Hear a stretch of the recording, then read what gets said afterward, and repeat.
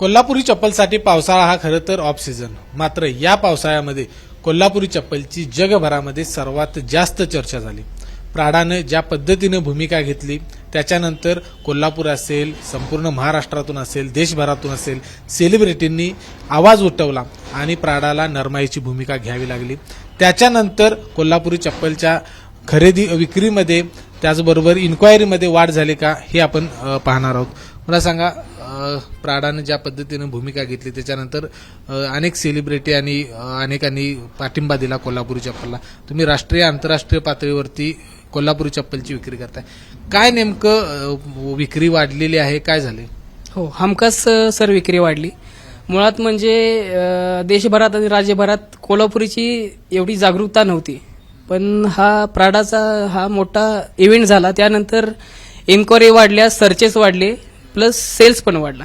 नक्कीच खरं तर कोल्हापुरी चप्पल ही जगभर प्रसिद्ध आहे, ते आणखी प्रसिद्ध झाले. आंतरराष्ट्रीय पातळीवरून कुठकुठल्या देशांमधून इन्क्वायरी झाली आणि कशा पद्धतीने तिकडे विक्री होते? येस, तसं म्हणायला गेलं तर UK, दुबई इकडून भरपूर इन्क्वायरीज, कॉल आले, मेसेज आले आणि विक्री पण झाली. नाही असं पण नाही, फक्त असंच आहे की शिपिंग कॉस्ट जरा वाढतीये, तो महत्वाचा मुद्दा आहे. चप्पल आपली असेल 2000-3000 पर्यंत शिपिंग कॉस्ट, पण ऍक्च्युली त्याच प्राइसला जाते. 2500-3000 पर्यंत शिपिंग कॉस्ट पण जाते. कुठल्या देशामध्ये ही जास्त शिपिंग कॉस्ट जाते आणि कुठल्या देशामध्ये आपल्याला देणं परवडते? आता साधारण UK त्या देशात, म्हणजे आसपासच्या युरोप देशात शिपिंग कॉस्ट जरा जास्त आहे, कॉस्टली जरा आहे. बाकी मग आपल्या दुबईमध्ये किंवा आसपासच्या देशात शिपिंग कॉस्ट कमी आहे. या घटनेनंतर दुबईमध्ये वाढली मागणी? हो, नक्कीच मागणी वाढली, डिमांड वाढला, सर्चेस पण वाढले. ऑल ओव्हर इंडिया पण सर्चेस वाढले. आपल्या देशामध्ये इतर राज्यामध्ये कुठल्या कुठल्या राज्यांमधून मागणी आहे ती कोल्हापुरी चप्पलसाठी झाली प्रामुख्याने? तसं दिल्लीमधून भरपूर कॉल्स आले, पॉंडिचेरी, नंतर तमिळनाडू पण भरपूर सर्चेस कॉल्स आले, ऑर्डर्स पण गेले आपल्या. नंतर पंजाबमध्ये पण भरपूर मागणी आहे, त्यांची पण ज्युती फेमस आहे, म्हणून त्यानंतर आपली कोल्हापुरीमध्ये आता रेफर करायला लागलेत.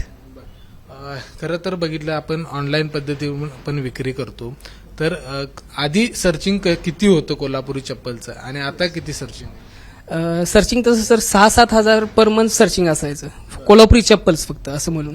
मग आता ते सर्चिंग साधारण 15,000 ते 20,000 पर्यंत सर्च व्हायला लागले कोल्हापुरी चप्पल्स. म्हणजे हा इव्हेंट एक मोठा मुद्दा ठरला. हो, आता या सगळ्या घटनेनंतर मागणी तर वाढतच आहे, मात्र त्याच्यातल्या अडचणी काय येतात? देशामध्ये आपण हे जर पाठवायचे असेल तर अडचणी काय येतात आणि त्याच्यावर काय उपाय केले पाहिजे? अडचणी म्हणजे तेच, पहिला मुद्दा शिपिंग कॉस्ट. आपण तर क्वालिटी देणारच आहे, मालाचा काही विषयच नाही. शिपिंग कॉस्ट ही पहिली अडचण आहे. बाकी सगळं गव्हर्नमेंट ओके, म्हणजे काय अडचण नाही, सगळं व्यवस्थित केलेलं आहे.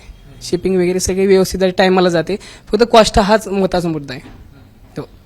सेलिब्रिटीनी कुणी विचारणा केलेली आहे ऑनलाईन पद्धतीने? कारण सेलिब्रिटीनी पण खूप पाठिंबा दिला कोल्हापुरी चप्पलसाठी. सेलिब्रिटींनी पाठिंबा दिला, सपोर्ट पण केला कोल्हापूरला आणि कोल्हापूरच्या मोस्टली दुकानदारांना. हो, काही मागणी मराठी अभिनेत्यांकडून किंवा असं काय? तशी मागणी नाही आली, पण भरपूर प्रमाणात त्यांनी पोस्ट केल्या, पूर्ण कोल्हापूरला सपोर्ट केलं, कोल्हापुरी दुकानदारांना सपोर्ट केलं. हो, तर आपण बघितलं की प्राडाचा जो इव्हेंट झाला त्या इव्हेंट नंतर कोल्हापुरी चप्पल हे जगभरामध्ये सगळ्यात जास्त सर्चिंग करण्यात आलेलं आहे. याच्या आधी खूप सर्च कमी होता, मात्र आता तो सर्च प्रचंड वाढलेला आहे. दुबई असेल किंवा इतर अनेक देशांमध्ये देखील या कोल्हापुरी चप्पलची मागणी वाढलेली आहे. ऑनलाईन पद्धतीने ते मागवून घेतले जातात.